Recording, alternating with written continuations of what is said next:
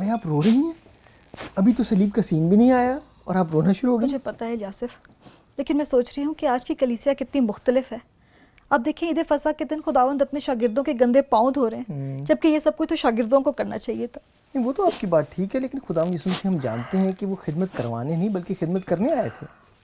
مگر آج کا چرچ دیکھیں کتنا مختلف ہے. ہم آج کے چرچ میں دیکھتے ہیں کہ ہر طرف ایڈمنسٹریشن کی باتیں ہوتی ہیں، پوزیشنز کی باتیں ہوتی ہیں، مینجمنٹ کی باتیں کرتے ہیں، لیکن جو ماڈل خداوند نے پیش کیا تھا یہ سب کچھ اس سے کتنا مختلف ہے.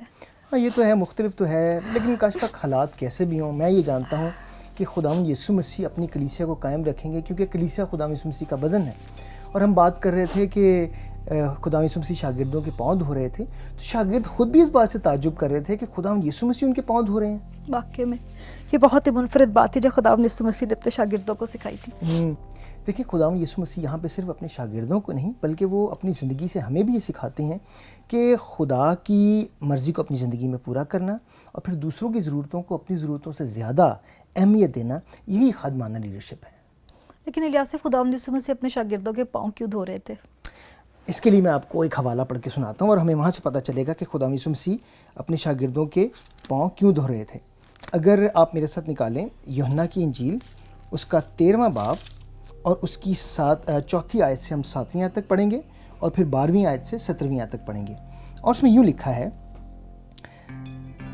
خداوند یسوع مسیح کے حوالے سے، دسترخوان سے اٹھ کر کپڑے اتارے اور رومال لے کر اپنی کمر میں باندھا. اس کے بعد برتن میں پانی ڈال کر شاگردوں کے پاؤں دھونے اور جو رومال کمر میں باندھا تھا اس سے پہنچنے شروع کیے. پھر وہ شمعون پترس تک پہنچا اور اس نے اس سے کہا، اے خداوند تو میرے پاؤں دھوتا ہے؟ یسوع نے جواب میں اس سے کہا، جو میں کرتا ہوں تو اب نہیں جانتا مگر بعد میں سمجھے گا.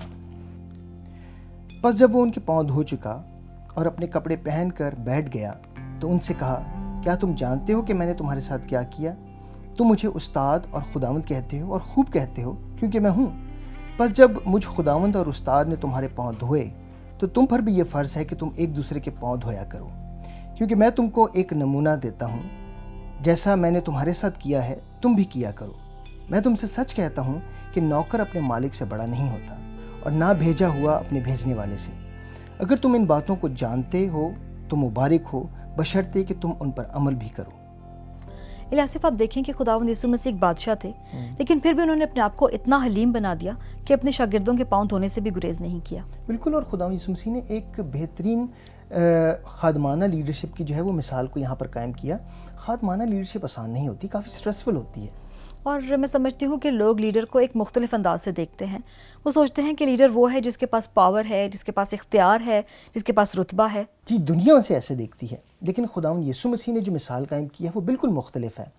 اور میری خواہش یہ ہے کہ آج ہماری کرسچن لیڈرشپ میں، مسیحی لیڈرشپ میں اگر سارے خادم جو ہیں وہ ایک خادمانہ لیڈر کے طور پر سامنے آئے تو کتنا اچھا ہوگا. الیاسف، متی کی انجیل میں ایک خادم لیڈر کی بڑی خوبصورت مثال ملتی ہے. یہ حوالہ میں آپ کے ساتھ پڑھنا چاہوں گی جو کہ متی کی انجیل اس کے 20ویں باب میں ہے اور اس کی 26ویں آیت سے لے کے 28ویں آیت تک. جی. تم میں ایسا نہ ہوگا بلکہ جو تم میں بڑا ہونا چاہے وہ تمہارا خادم بنے، اور جو تم میں اول ہونا چاہے وہ تمہارا غلام بنے. چونکہ ابن آدم اس لیے نہیں آیا کہ خدمت لے بلکہ اس لیے کہ خدمت کرے اور اپنی جان بہتیروں کے بدلے فدیہ میں دے. اشفا، کبھی کبھی اس بات کو سمجھنا بڑا مشکل لگتا ہے کہ خادمانہ لیڈرشپ میں ہم لیڈ بھی کریں اور ساتھ خدمت بھی کریں. خداوند یسوع مسیح نے اس کی مثال حالانکہ ہمارے سامنے قائم کی ہے، لیکن مجھے ایسا لگتا ہے کہ کبھی کبھی ایسا تو نہیں کہ ہم سب کچھ خود کرنا چاہ رہے ہیں، خود چیزوں کو مینیج کرنا چاہ رہے ہیں. اور الیاسف، ہم دیکھتے ہیں کہ یہی وجہ تھی کہ بہت سارے لوگ خداوند یسوع مسیح کی زندگی سے کنفیوز ہو گئے، کیونکہ وہ ایک ایسے لیڈر کا انتظار کر رہے تھے جو بہت طاقتور ہو اور انہیں رومی حکومت سے آزادی دلائے اور اپنی حکومت قائم کرے.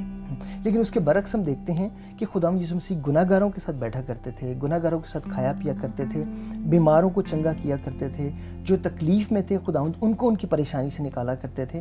تو یہ خداوند نے ایک بڑی خوبصورت مثال ہمارے سامنے قائم کی کہ خادمانہ لیڈرشپ میں آپ خدمت کروانے نہیں بلکہ خدمت کرنے آئے ہیں.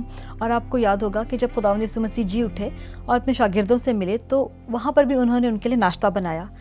میں سمجھتی ہوں کہ لیڈرشپ کی یہ بہت ہی خوبصورت مثال ہے، اتنی حلیمی. لیکن پھر بھی آپ دیکھیں کہ خداوند یسوع مسیح کو تاریخ کا سب سے بڑا لیڈر مانا جاتا ہے. بالکل. اور خداوند یسوع مسیح نے یہ ساری خدمت جو ہے وہ بڑے پیار سے، بڑی سچائی سے اور بڑی محبت سے کی. خداوند یسوع مسیح ایک ایسے عظیم لیڈر تھے کہ دنیا میں ایسا کوئی لیڈر نہیں رہا جن کے اتنے پیروکار ہوں. اور میں سمجھتی ہوں کہ خداوند یسوع مسیح کے پیچھے لوگ اس لیے جاتے تھے کیونکہ وہ انہیں کنٹرول کرنے کی کوشش نہیں کرتے تھے، بلکہ وہ ان سے بے پناہ محبت کرتے تھے. اور خداوند یسوع مسیح اس دنیا میں آئے اسی لیے تھے کہ اپنی مرضی نہیں بلکہ اپنے باپ کی مرضی کو پورا کریں. اور انہوں نے اتنا اپنے آپ کو حلیم کیا کہ صلیبی موت تک گوارا کی. بے شک.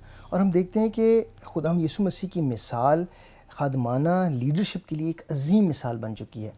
یہاں ہم دیکھتے ہیں کہ خداوند یسوع مسیح کی مثال اس لیے بھی خاص ہے کیونکہ انہوں نے ہر خادم کے لیے ایک بلہٹ رکھی ہے. اور وہ بلہٹ کیا ہے کہ ہم محبت کریں تو خداوند یسوع مسیح کی طرح، اور اگر خدمت کریں تو خداوند یسوع مسیح کی طرح.